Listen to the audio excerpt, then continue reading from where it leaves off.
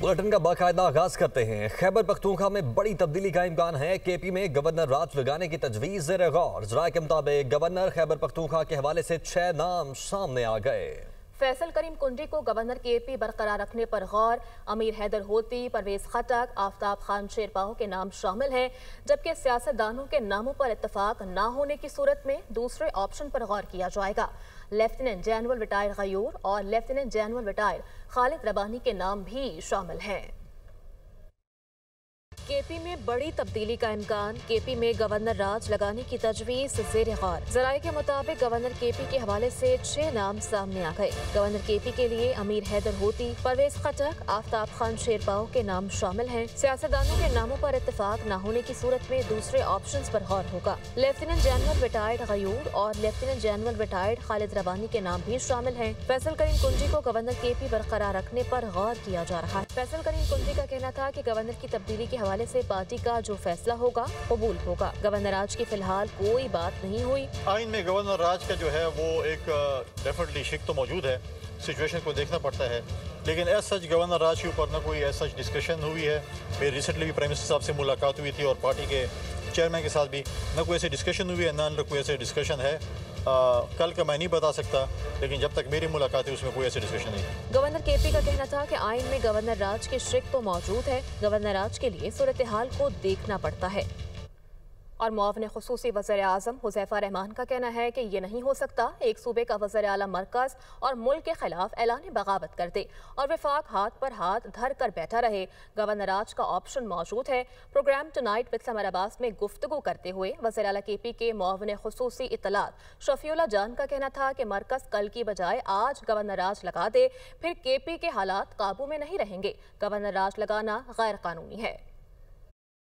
या खिलाफ कानून कोई चीज़ मुसलसल करेंगे या एक हद से तजावुज़ करने की कोशिश करेंगे तो फिर ज़ाहिर है आइन में जो मुरवजा शिकें मौजूद हैं फेडरल गवर्नमेंट के पास और फेडरेशन को बचाने और फेडरेशन को मजबूत करने के लिए उनका एक्सरसाइज किया जा सकता है। तो अभी इस वक्त तो गवर्नर राज लगाने का कोई ऐसा इरादा नहीं है, लेकिन एक ऑप्शन मौजूद है। अगर ज़ाहिर है गौर किया गया इस ऑप्शन के बारे में। देखिए, ऑप्शन तो हर वक्त ज़ेर गौर है। जिस तरीके की बयानबाजी सुहेल अफरीदी साहब करते हैं, मरकज़ पे चढ़ाई करने की बात करते हैं, मरकज़ की तमाम पॉलिसीज़ पे क्रिटिसाइज़ करते हैं, ऑपरेशन की मुखालफत करते हैं, जिस तरीके से अस्करी इदारों को हत्वे तनकीद बनाते हैं, वज़ीर आज़म से होने वाली गुफ्तगू को उसको बिल्कुल सियाक़ो सबाक़ से हटकर पेश करते हैं, तो ज़ाहिर है हमारे पास अगर वोट वहाँ पर मौजूद नहीं है कि हम इन हाउस तब्दीली ला सकें। एक तो वो जमहूरी तरीका होता है, वो ज़ाहिर है एक बात हकीकत है कि हमारे पास इतने वोट नहीं है, तो ज़ाहिर हम ये तो नहीं कर सकते कि एक सूबे का वज़ीर आला जो है वो मरकज़ के ख़िलाफ़, वो पूरे मुल्क के खिलाफ ऐलान बगावत करे और हम हाथ पे हाथ धरकर बैठ जाएं। जहां तक गवर्नर राज की बात है, गवर्नर राज की देखिए, अगर ये एडवेंचर करना चाहते हैं तो सो बिस्मिल्लाह ये एडवेंचर भी कर ले।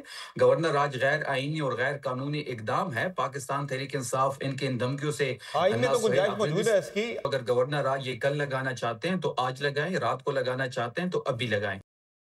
वज़ीर आला खैबर पख्तूनख्वा सुहेल अफरीदी कहते हैं कि पार्लिमानी पार्टी इजलास में फैसला हुआ कि एनएफसी मीटिंग में शिरकत करेंगे। कबायली इजलाह को 2018 में केपी में जम किया गया, लेकिन फंड्स नहीं दिए गए। एनएफसी अवार्ड का 2018 से 2025 तक खैबर पख्तूनख्वा का हिस्सा नहीं दिया जा रहा। वो पेशावर में प्रेस कॉन्फ्रेंस कर रहे थे। सूबाई असम्बली बाबर सलीम स्वाति साहब से भी ये रिक्वेस्ट की है कि तमाम पार्टीज़ के पार्लिमानी लीडर्स को जो खैबर पख्तूनख्वा की असम्बली में मौजूद हैं उनको भी एतमाद में लें और इंशाल्लाह खैबर पख्तूनख्वा की अवाम, खैबर पख्तूनख्वा की तमाम सियासी जमातें हम कोशिश करेंगे कि हमारा मौक़िफ़ एक ही हो और ये हक़ पाकिस्तान तहरीक इंसाफ का नहीं है, ये सुहेल अफरीदी या बाबर सलीम स्वाति का नहीं है, ये खैबर पख्तूनख्वा का है और खैबर पख्तूनख्वा की आवाम का है और हमने मुश्तरका इंशाअल्लाह ताला इस हक़ के लिए लड़ना है। और वफाकी वज़ीर इत्तलात अताउल्लाह तारड़ ने कहा कि पीटीआई का मुल्क दुश्मन अनासर के साथ गठजोड़ बेनकाब हो गया है। काश नौरीन खान भारतीय मीडिया पर भारत के साथ जहाज गिरने का जिक्र करती। सुहेल अफरीदी और उनकी हुकूमत ने इस्लामाबाद G11 कचहरी खुदकुश हमले पर कोई बयान नहीं दिया।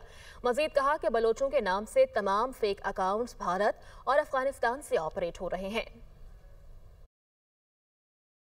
पीटीआई का मुल्क दुश्मन अनासिर के साथ गठजोड़ है जो अब खुल के सामने आ चुका है। क्या नौरीन खान न्याजी ने इंडियन चैनल को जो इंटरव्यू दिया, उधर कहा कि मैं मोदी की मजम्मत करती हूं, उधर कहा कि जो मासूम बच्चे शहीद हुए पाकिस्तान में, उस बच्चे इर्तजा अब्बास की बात की, उन शहरियों की बात की जो मुरीद के बहावलपुर में शहीद हुए, उन फौजियों की बात की, उन जवानों की, उन अफसरों की बात की जो शहीद हुए, या उनको खिराज तहसीन पेश किया।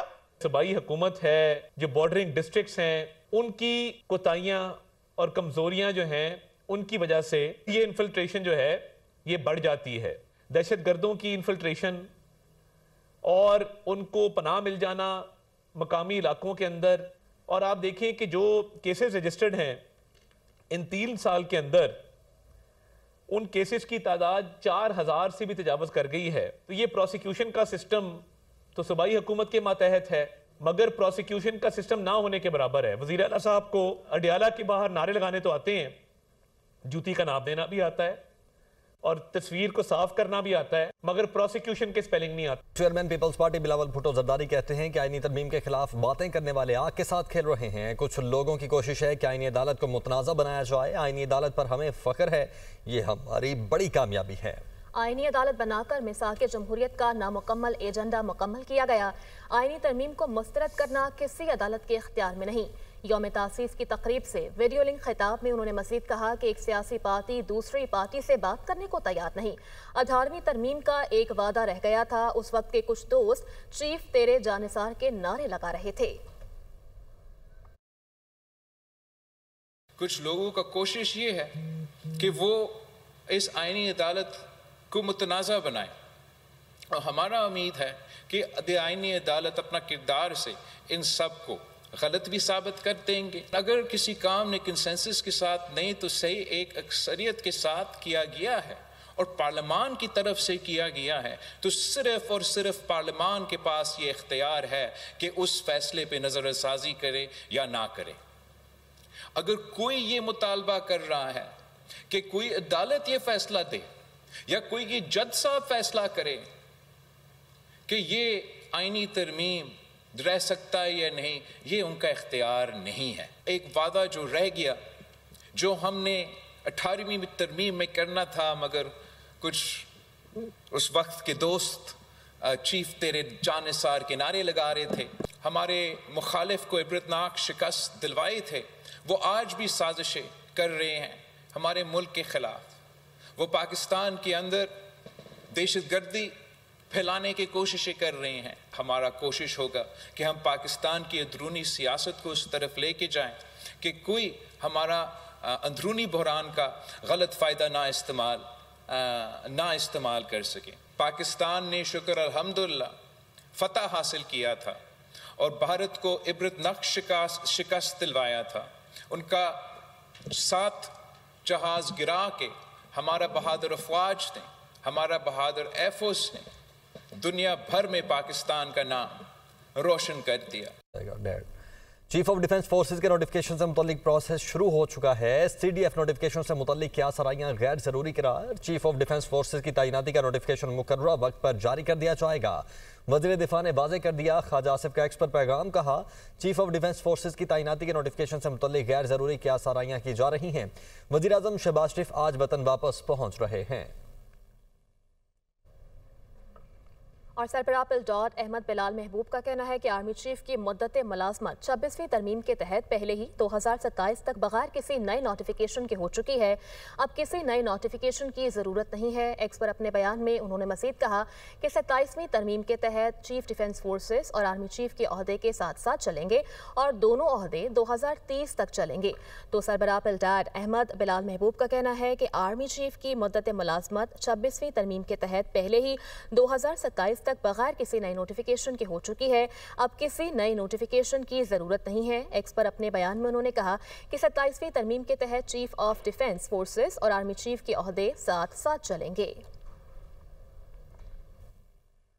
पाकिस्तान ने 27वीं आईनी तरमीम के हवाले से अक़वाम मुत्तहिदा की इंसानी हुकूक कमीशन के हाई कमिश्नर के बयान को मुस्तरद करते हुए इसे ज़मीनी हक़ाइक़ के बरक्स करार दिया है। तर्जुमान दफ्तर खारिजा का कहना है कि 27वीं आईनी तरमीम से मुतल्लिक बयान बेबुनियाद और गलत अंदेशों पर मबनी है। पाक पाकिस्तान का इंसानी हकूक कमीशन के 27वें आईनी तरमीम बयान पर तशवीश का इजहार। बयान मुस्तरद। पार्लिमान कानून साजी के लिए बाइख्तियार। पाकिस्तान आइन इंसानी हकूक, बुनियादी आज़ादी और कानून की हुक्मरानी पर अमल दरामद के लिए पुरज़म है। तर्जमान दफ्तर खारजा का कहना था कि अफसोसनाक बात है कि बयान में पाकिस्तान के ख्यालात और ज़मीनी हक़ाइक़ की अक्कासी नहीं की गई। हाई कमीशन पाकिस्तान की पार्लियामेंट के खुद मुख्तार फैसलों का एहतराम करें और ऐसे तबसरों से गुरेज करें जो सियासी तासुब और गलत मालूमात की अक्कासी करते हों।